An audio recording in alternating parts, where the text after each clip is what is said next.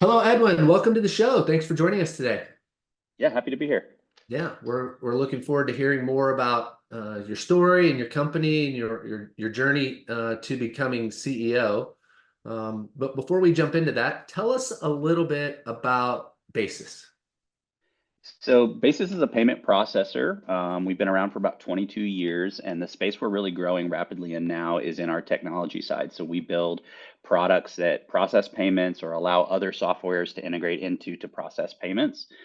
But everything around really solving the business problem of cash flow, right? How you get cash moved from place to place between customers, between vendors. That's really what we're oriented around. Okay.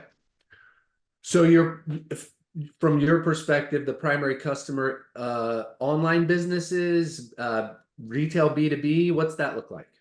So B2B is a sweet spot for us. We do a lot of B2B and are a large card not present processor, one of the top 20 in the nation for Okay. processing transactions, card not present. But we also do a lot of retail, a lot of B2C customers as well. And we can kind of do it all. We have a whole different um, suite of solutions for both in person, online, or what we call card not present or MODO over the phone sales. So we do it all. So. Okay. And card not present, is that the term for it's online and someone's entering in their credit card information or? Yeah, yeah. Anytime you're not physically presented the card, right? If you go to a store and you insert your chip card or tap your chip card, that's card present, and Yeah. that's a different type of transaction flow than if you're either online in an e-commerce or even if you call someone and you give them your credit card over the phone. That's card not present, right? Okay. Got it. So either of those types of transactions. So and we do them Uh, all. okay. Very good. Which seems to be a growing space. Yeah. Yeah, it's going through a lot of transitions. There's a lot of people in our space that there's a term called fintech that's very Hmm. common to hear, financial technology, and those are kind of morphing into payments and financial technology and embedded services is all kind of blending into one space. But yeah, it's growing and changing a lot right now, and we're very well equipped for that. We're very change oriented. We're still small and nimble as an organization, and we can really pivot pretty quickly and whichever direction the industry's going. Okay. So would you categorize Basis in the fintech space? Yeah, absolutely. We build financial technology products. We have our current product, IQ Pro, which is there's a live version of it, and then there's the beta version, which is in beta right now with a number of customers, and it'll be available for them to consume as a live product for out of beta in October. And so we've got a lot of new features, invoicing coming into it, physical terminals so that you can do card present as well as card not present transactions, and a whole new integration platform for people to integrate their other solutions into our payment gateway. So Gotcha. all of that's Okay. coming. Perfect. And so you mentioned that Basis is nimble and reactive. Tell us about how many employees do you have, and are they all here in Kansas City, or what's that? How's that spread out? Yeah, we have about 180-ish. I get the number wrong. I think we had 7 new starts on Monday, so it's hard to keep up. We've Yeah. got a lot of open positions as well, so we're growing very rapidly in our employee counts to serve the different verticals we're working in. We're not huge, but we're not tiny. We've got a lot of we've actually added we've doubled the size of our product team in the last 2 years. So our product and development team has gotten very large Wow. in comparison to where we were. And our ability to stay nimble is really a product of kind of our culture is very much what does the customer need? We have a joke around here. We like to say we don't say no. Sometimes we have to say maybe. Sometimes we say maybe if, but Right. we never tell someone no. So they tell us we want the transaction flow to work in this way or that way, and we say okay, we can figure that out. What are your problems? Let's solve your problems for you. We talk about a lot in our organization about personalized solutions, right? We don't want to just say, hey, I have a widget. I hope that widget serves your needs. If it doesn't, go find a widget that serves your needs. We say, well, what do you want the widget to be like? That's what we want to build for you. So we do that often with our customers. So. Hmm.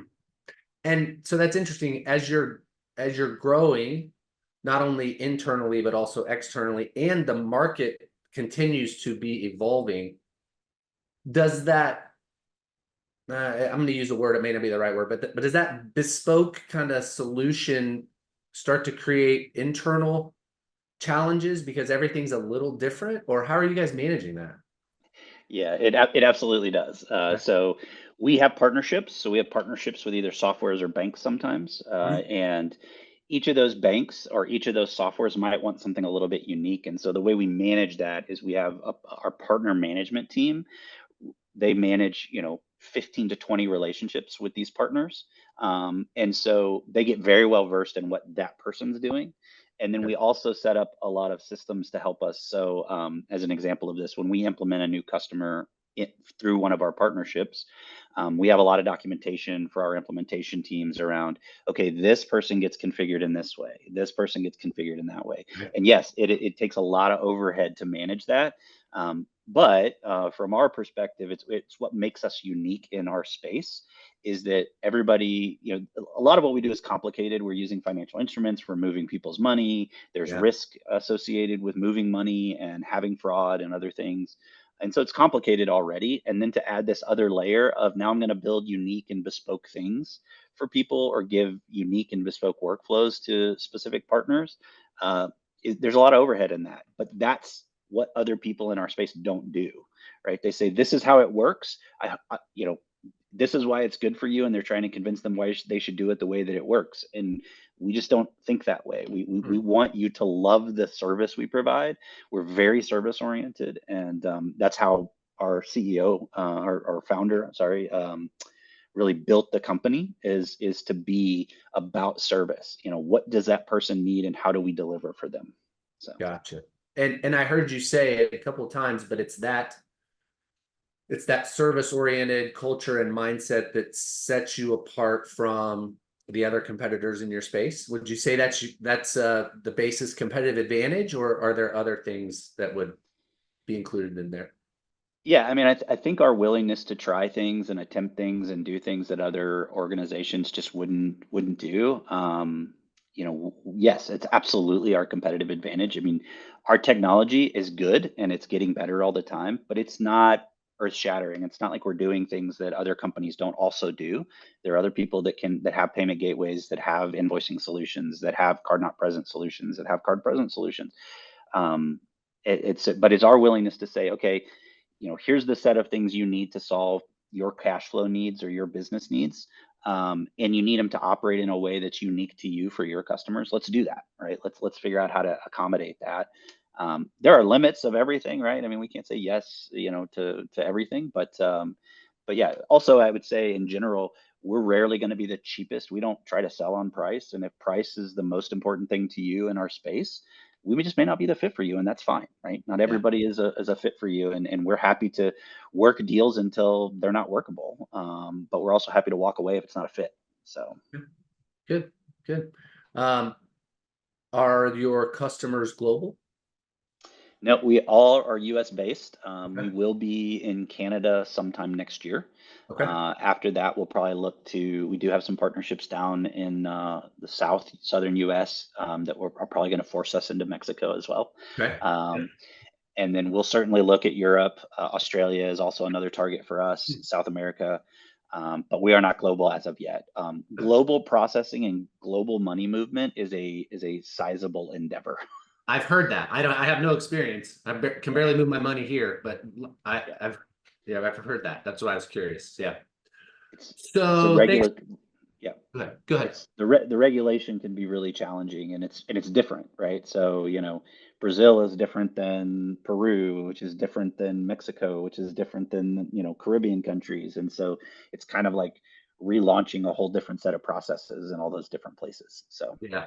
Yeah. Okay. So I have to ask then, are you guys contemplating or getting asked by your customers, or where does blockchain and crypto fit into this um, industry, or what you guys are doing or thinking about? yeah, so I'm probably organizationally, my CTO and myself are the two most futurist thinking technologists in the company. Um, Blockchain is absolutely a thing that we will look at some point. Crypto is not there's just not a demand in our kind of like key spaces for a lot Okay. of crypto. Okay. So will cryptocurrency and blockchain technologies be leveraged at some point? Absolutely. I think it's inevitable, but I still think we're a long way away. And I'll use the analogy of Apple Pay, right? So Yeah. when I joined the company, Apple Pay came out a few years later, and everybody's like, "Oh, this is going to change everything. If you don't sell equipment that can take Apple Pay, you're going to be out of business in a year." And what ended up happening is that they thought credit cards were going to disappear out of your wallet. No one was going to ever carry a credit card again.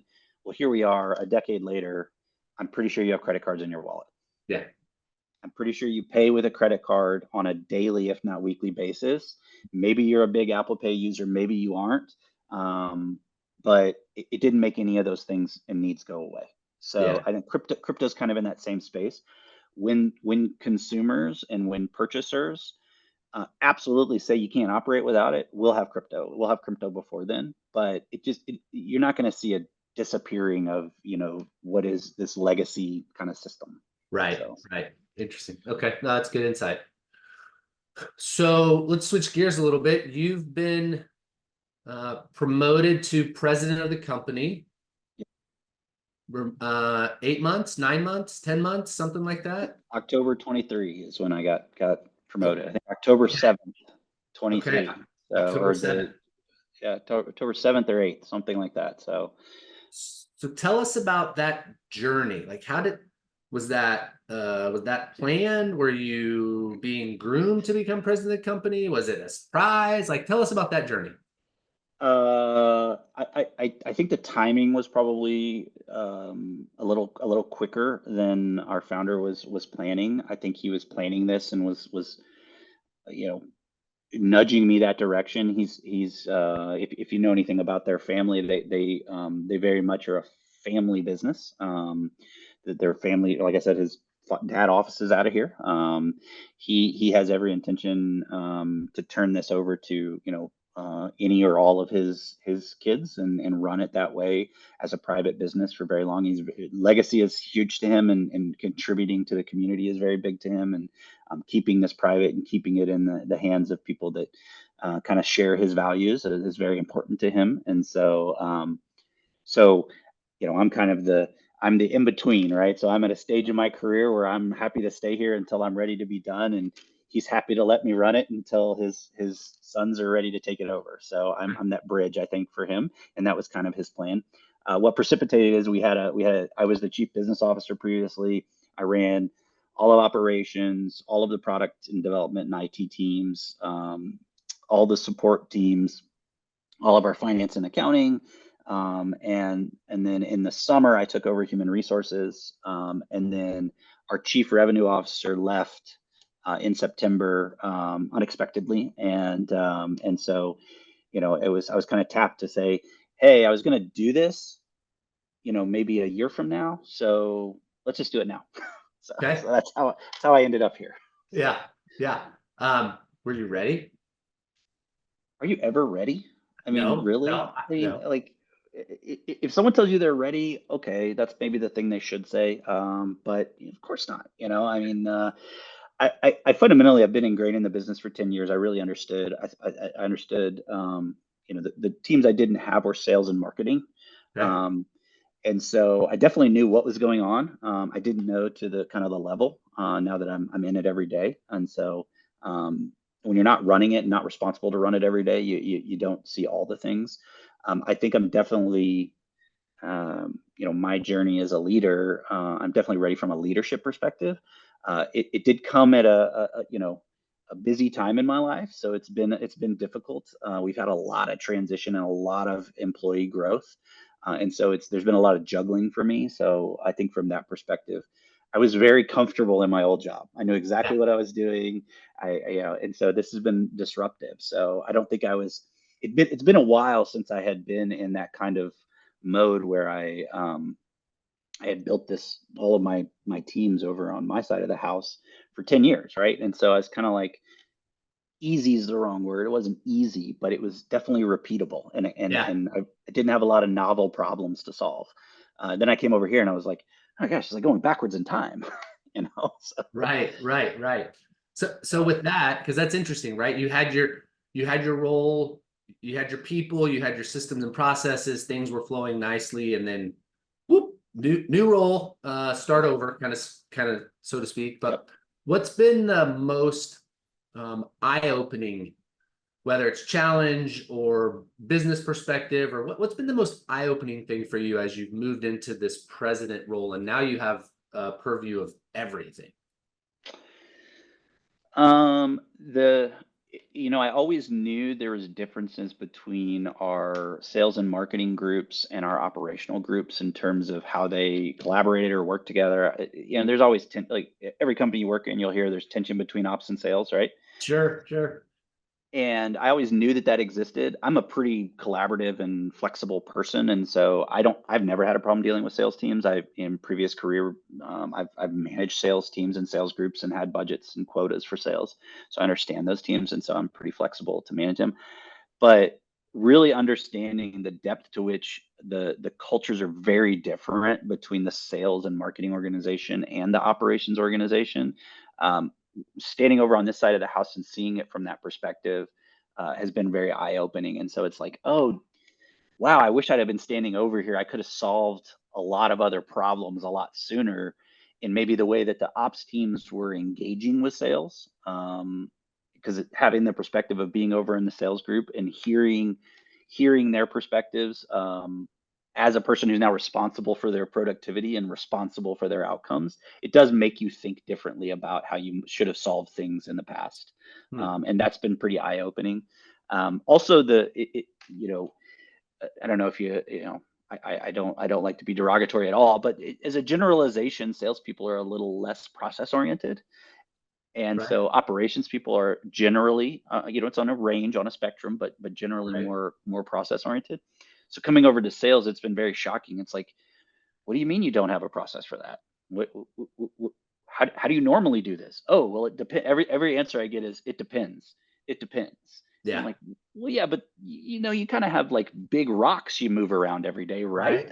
Right. So, Right. and so it's just different because on the op side of the house, if you ask questions about how do you do a thing, someone will point you at a document or take you to a workflow or draw it Right. on a whiteboard and explain Right. it because everybody kind of has a kind of methodology for everything. And in sales, it's a little different. Yeah. So There are not a lot of SOPs on the sales side, right? I mean, they're just no, we just go make it happen. We just do it, right? yeah, Yeah. yeah, So for so sure. can you give us an example of how you're bridging that gap, how you're trying to bring those two respective departments closer together? I mean, I think we all understand the challenges, right, between freewheeling, whining and dining sales teams and by the book ops teams and how that creates Yeah. friction. But can you give us an example of how you're trying to make that work better? Yeah, I think taking the approach of saying, hey, let's amplify what it is that you're great at. And let's minimize the things that maybe you're weak at. So if we acknowledge that detail orientation and finishing the paperwork and setting up the implementation expectations is a weakness of the sales team, if you acknowledge that, well, that's a strength of the operations team, right? So how do I build in a way for you to optimize what you're great at, right? I use the phrase magic moment, right? When is a salesperson at their greatest value is when they're having that decision conversation with a customer, right? When you get them, you're having a magic moment of, I know their pain, I know their requirements, I know that we can deliver for them. I'm going to have this magic moment and persuade them to say yes to me, right? Well, great. That's your greatest, you know, opportunity to have value to the organization is having magic moments like that and winning those magic moments. What we can do from an operations perspective is get you more magic moments. So let's talk about how to do that, right? And I think that's really critical to optimizing sales teams is that saying, hey, we're not being intrusive just for the sake of our own benefit.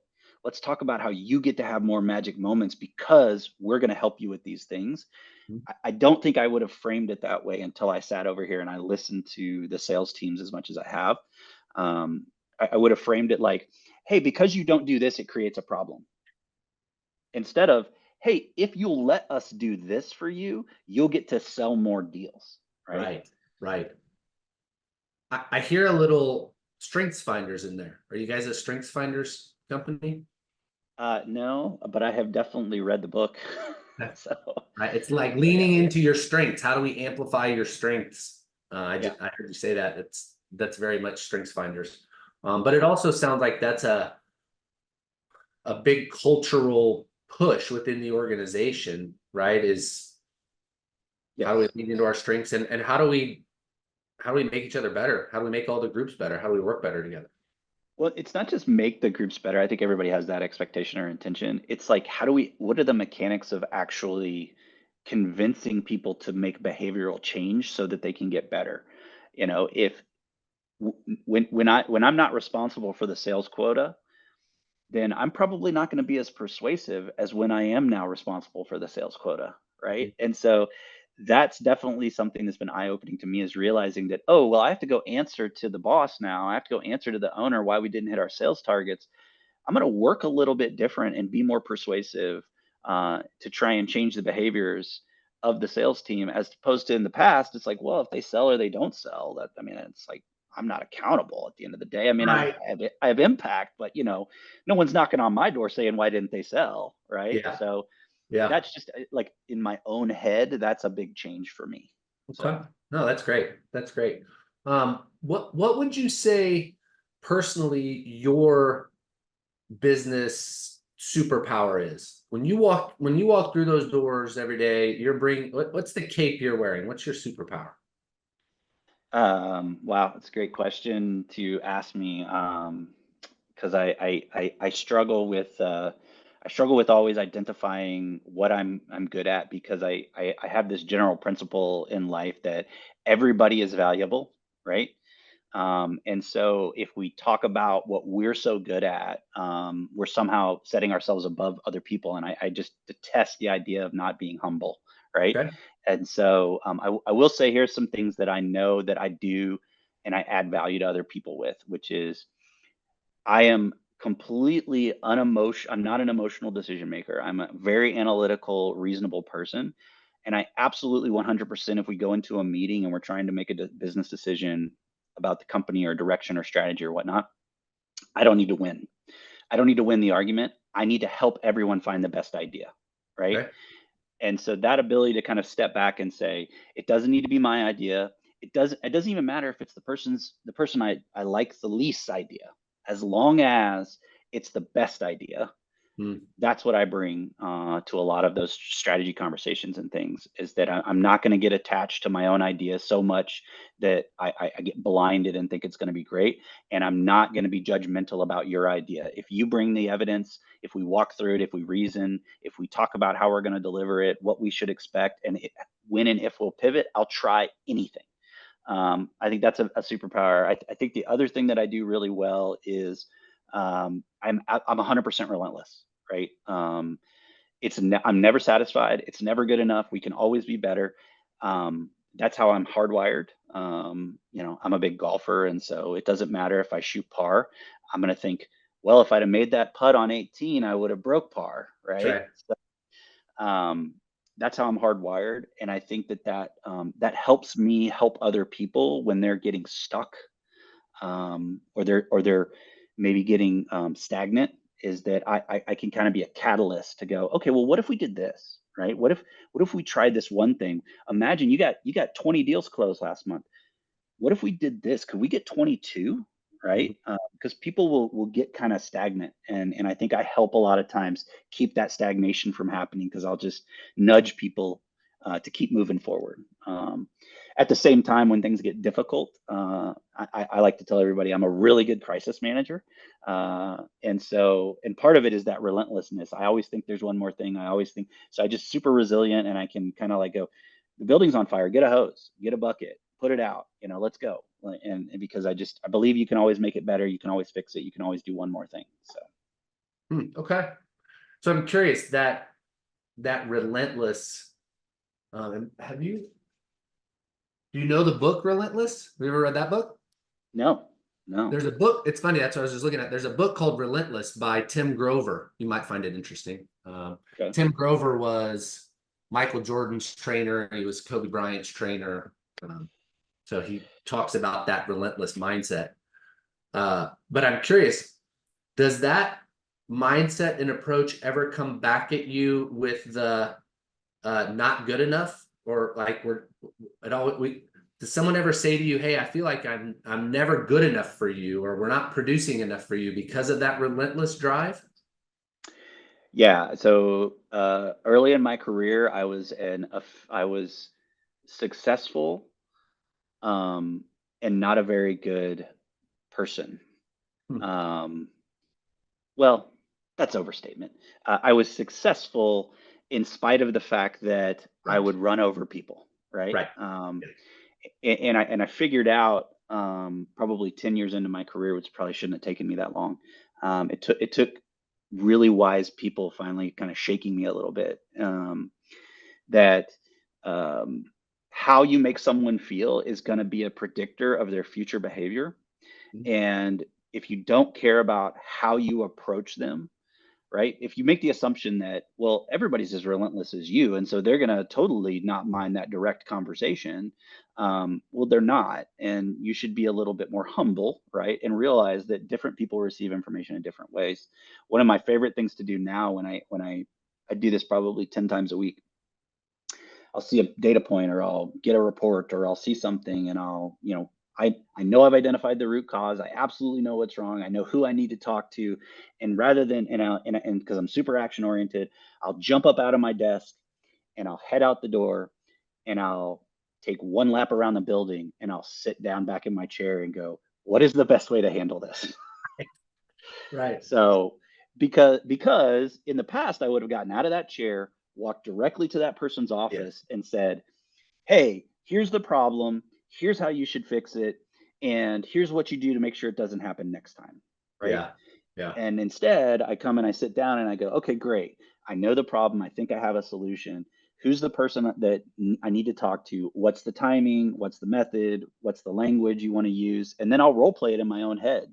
Hmm. Hey, Yeah. I think I might hear these objections. I think I might have these concerns. I need to present it in this way to this person so it's best received. Yeah. Great, now go deliver it. And so, or set a meeting or whatever. So, but that ability to recognize that lap around the building for me is needed, right? I have to do that. Yeah. Otherwise, I will just absolutely run over people. Yeah. No, that's great. And I totally I get it, right? Like that's interesting. And so you said 10 years or so ago, somebody sat you down, or some bodies sat you down. Was that what bosses, coworkers, mentors, like who was willing to go, hey, dude, this isn't gonna work, right? I had a boss who I didn't get along with at all. Um, Very different personality than me. And I had been rewarded in my career early for my action orientation and my problem solving, right? And so when someone reinforces that those things are good without kind of coaching on maybe where your weak points are, um, then you lean into those, right? You go, well, hey, I had a job, when I worked at CarMax. If you look at my career, my background, it was kind of my first real professional job. Um, I was the fixer, right? So a store was broken, and I would go to that store, and I would, get rid of all those, bad employees, and then hire a bunch of new employees, and then I'd get the ship righted, and then I go to a new store, right? And I do it Right. again. And so what you don't learn in that is you don't learn that that's absolutely a method to fixing a store, right? If you go in there and people aren't performing, and you get rid of them, and you get new people, and you set new expectations with these new people. I also learned that I was really good at hiring people that like to work for somebody like me, Uh-huh. right? So Yeah. you're like, you just automatically filter out the people you aren't going to get along with, and well, then you just have a bunch of people that like working for somebody like me, right? Yeah. And so that works fine. But then when you come into a place and you're not going to leave in 6 or 8 or 10 months, and you've got all these personalities that you now need to mold into a cohesive unit. This leader at the time said, he said, hey, you do this thing to me. And I was being frustrated with him over something, and I was expressing this in a very direct way. And he said, you do this thing with me where You don't respect that I need time to process information. And so you come in and you're demanding and you want an urgent resolution. I need time and space. You should give yourself time and space. You'll get more out of me and it'll be helpful to other people on your teams. And I remember to this day, right? I remember going, okay. And I remember walking out of his office and walking back to my office and having this reaction of going like, he's not moving fast enough. He's too slow to act. And I'm being critical of him. Mhm. And then I get back to my office and I finish the rest of the day and I'm driving home and I'm still fuming about this feedback that I received. And I got home and I realized walking in the door, I got young kids and I walked in the door, hi dad, and you get a little perspective, right? And I remember going, why are you so angry about this conversation that's still rolling around in your head? And it finally dawned on me that I was embarrassed that he was right. Oh, interesting. Yeah. So, and that's stuck with me to this day is that I really dislike being embarrassed that I'm not well prepared, right? Hmm.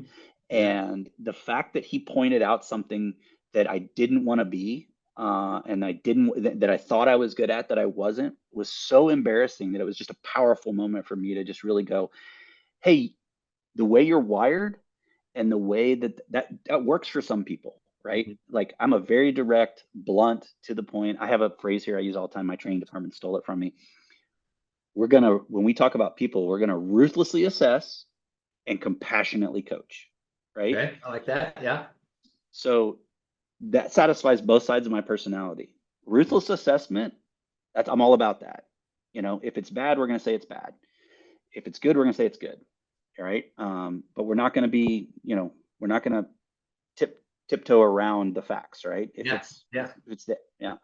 But when we go to talk to someone, we're going to be incredibly compassionate to who they are, what their skills are, what their experiences are, what their communication style is, and then we're going to be effective when we go to talk to them, right? Yeah. And but that moment for me, getting embarrassed by someone pointing out that I wasn't treating them the way they wanted to be treated, um, that's hung with me forever, right? Yeah. That moment. Yeah.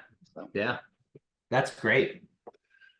Well, so it begs the question, and I'm with you. No one wants to be embarrassed, and it sounds like it created a behavioral shift for you that's led you to where you are today. Who gives you that feedback now? And maybe not that you're embarrassing me, but that feedback of, hey, there's some opportunities here. Maybe we could change some things. Yeah, so I get that. I get that in different places now. One of the things that my wife is a great life coach for me.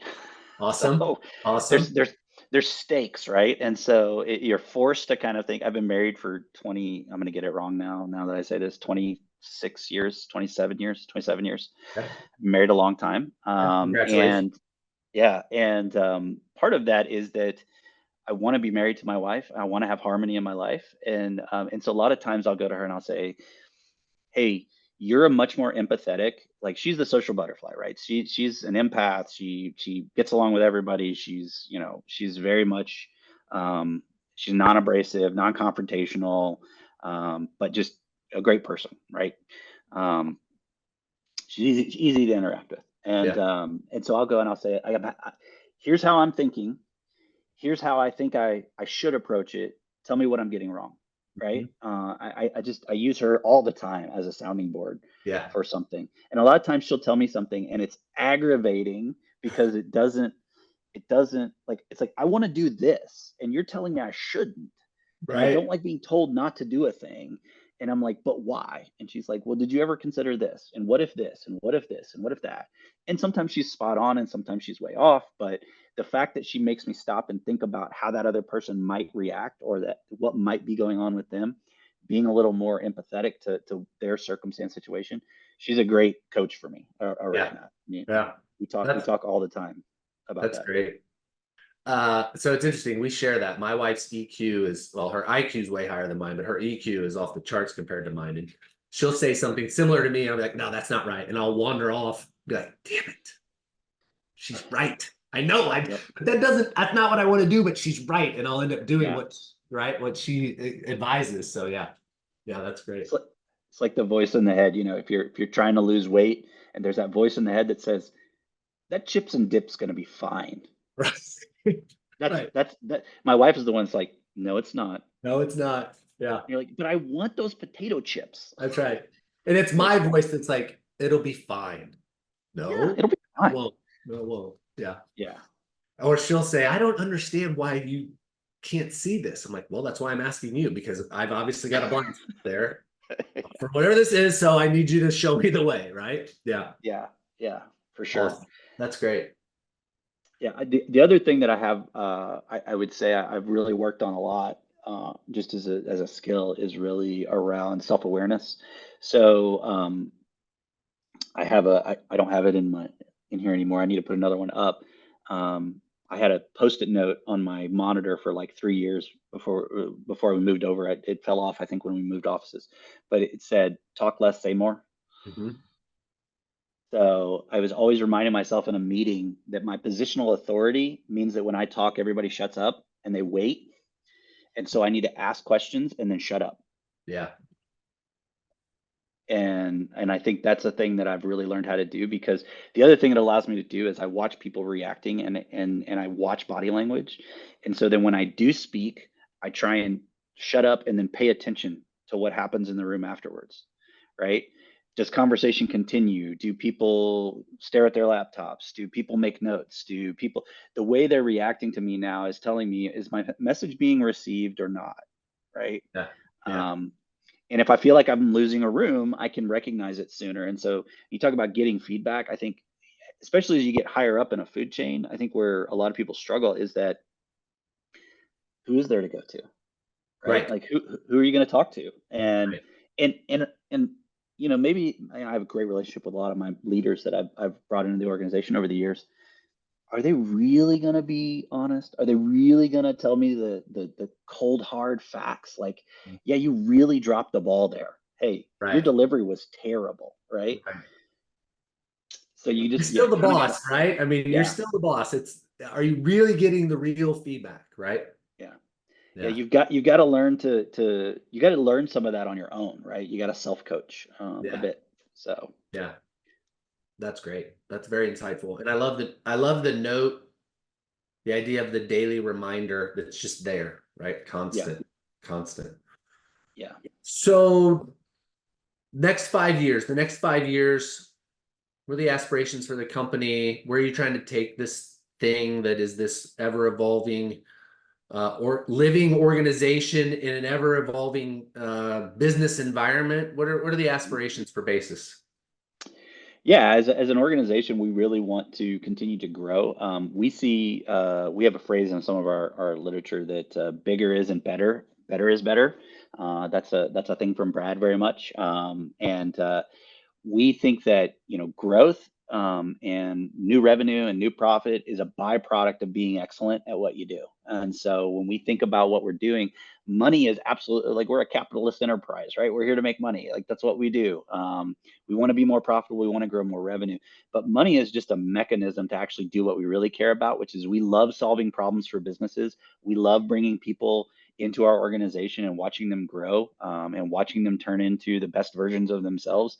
Maybe that sounds a little cheesy, but we really are very passionate about that. Brad is a huge supporter of Kansas City as a community, and Kansas City as a place for families to grow, and we want to be part of bringing more people into our organization so that they can grow, be the best versions of themselves, live really fulfilling lives. And so that's really our ambition is to do that. And so what does that mean for us as an organization? Well, we're in the payment space today. We are looking at building additional products that do other financial services and things like lending and things like that. We also want to, payroll is another place we will likely venture into. But we want to solve business problems. In our mission statement, we want to help our partners and clients thrive, and that's how we see our value is we don't want to sell you things to sell you things. We want to sell you things that make your business work better, so that we can then get return on that value of investing in that product or service, and then we can hire more people, and those people can earn more salaries and can buy houses and go on vacations and do all that. That's what it's all about for us. Yeah. So we're very much in that way. I mean, my favorite thing here is to talk about all the people that we've promoted, or all the people. I have many great stories here of people we hired to be in our, customer service team, and moved into our partner management, and then moved onto our product team, and now is a user interface designer because they went to school while they were here, and we helped them get into that role. And she's been with us 7 years now, and she's started as a customer support rep, and now she's using user interface design, and we helped her through that whole journey. And she's amazing. She's great, right? We love having her, and getting to see people do that. We had somebody else recently, the last couple of years, that we hired on our implementation team. And she was, at the time, she was studying to be in web design, and she's now one of our web developers. So we have other people that start in, one of my recruiters started in sales, right? And so we see people as not, a set of expertise, but as just talent, right? We are looking for talent, and you may work in roles. And I mean, I have somebody that was in my customer support team, went to my partner team, and is now a project manager and is a certified project manager. So like, we love to develop people's talents, and then have them fit wherever they fit best on the bus, and work here. Brad often, every year he sits me down and we go through budget, and as we're getting ready for the next fiscal year, we'll go through budget, and he has asked me the same question for 10 years. Are you going to retire here? And if not, why not? Right. I love it. And he very much thinks in those terms, that long term. Like, I want people to stay here forever. Every time somebody leaves, he almost takes it personally, right? Like, what did we do wrong? How did we fail? How do we not do this next time? And sometimes people don't fit and it doesn't work out, but we're incredibly reflective about that, and very selective about who we bring in, and very reflective about who leaves. So I love it. I love it. Well, with that in mind, the new employee, the young business professional that's just coming into your organization, or maybe they're just starting their career in general, or maybe they're a few years in, and we're thinking about leadership and them growing. Maybe they never want to be president or CEO of a company, but they do want to grow personally and professionally.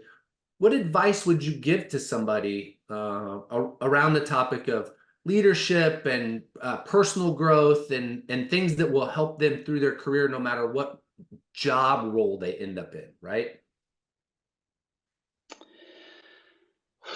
The first advice I give, we hire a fair number of people out of college, especially in our sales groups. We have a relationship with K-State and their selling program, and so we've hired a number of them over the years. And we just started a crop of interns a couple weeks ago, and so we have an intern program every summer. And I always give them the same advice: volunteer for everything. If your company says we need someone to go, don't even wait for them to finish. Raise your hand. I'll do that. Right? Volunteer for everything, because you never know what you're gonna find that you're incredibly good at, that you just weren't aware, or I can't tell you how many times people discover that they are incredibly passionate about a thing they never thought they would like.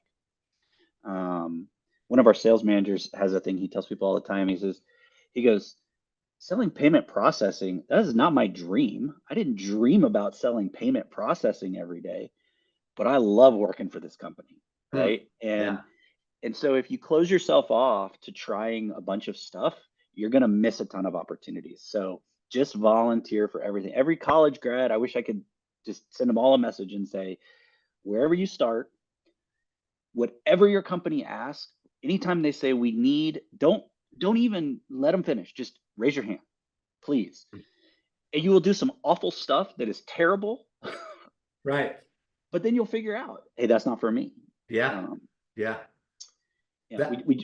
We just hired somebody recently for our marketing team, and one of the things in her interview that was so impressive is she said she had this job that she traveled all over. It sounded like super interesting. She worked for a government contractor that was helping repatriate people from Afghanistan, right? And I was like, that sounds fascinating. And she goes, yeah, it was really fun. It was really interesting. I learned a ton. I got to meet a ton of interesting people. She goes, but I was on the road 3 weeks a month. And she goes, I learned, I never knew this about myself. I learned, I love living in Kansas City. I love being in Kansas City. I don't want to be anywhere else. Right.